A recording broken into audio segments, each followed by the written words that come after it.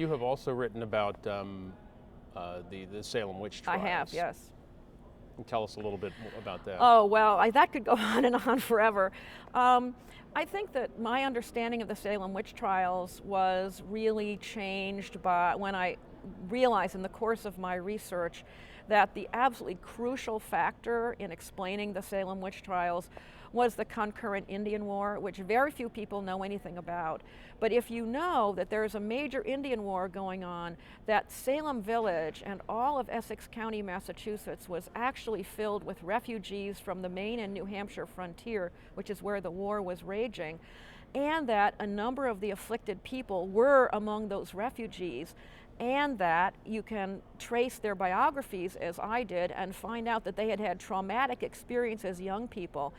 One of the things I argue is that we could today say in modern terms they seem to have been suffering from post-traumatic stress. And if you pay attention to it, there are Indians all the way through the Salem records. People say they see the specter of the devil in the shape of an Indian. People talk about having nightmares of Indians.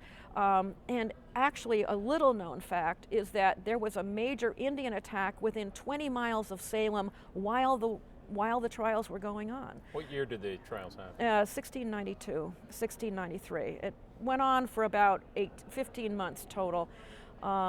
We talk about the Salem witchcraft trials mostly through the vehicle of the special court that was established to try the witches, the accused witches, and that special court sat in June through September of 1692.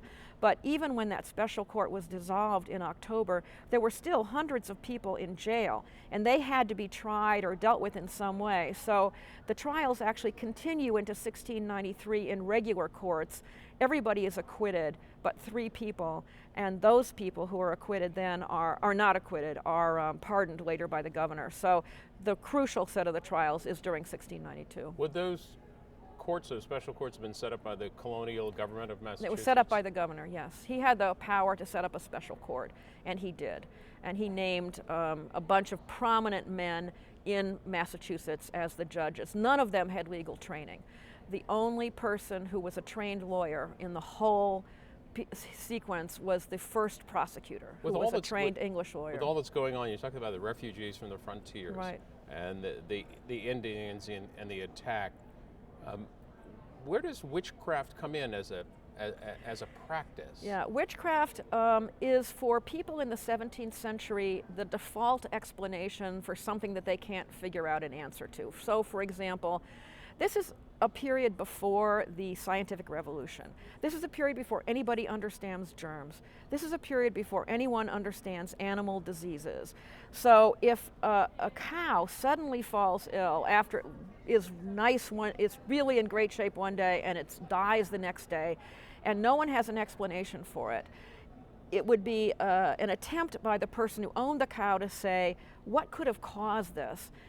And oh my goodness, last week I had this fight with my neighbor when this cow got into her cornfield and she said, you better watch out. And I think she bewitched my cow and my cow is now dead. And this would be done with the deaths of children or mysterious accidents.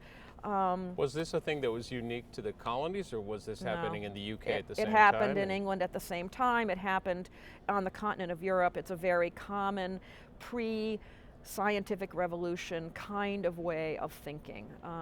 And I came to the conclusion as a result of my book that many of the small villages of New England had someone that they thought was a witch.